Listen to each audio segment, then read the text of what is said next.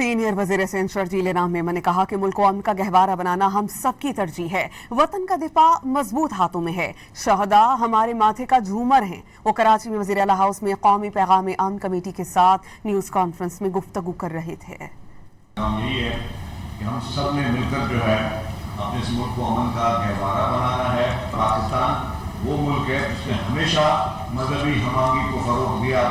वतन का दिफा है वो मजबूत हाथों में, और तमाम उन शोदा जो कि शोदा हैं अकादी, वो हम सब हमारे माथे का झूमर हैं, हम सब के लिए काबिल बाय फ़ख्र हैं। और हम सब ने मिलकर अपने अंदाज़ गुफ्तगू में शाइस्तगी इख्तियार करनी चाहिए और इस तरह की कोई हम बात ना करें जिससे किसी किस्म की किसी की दिलादारी।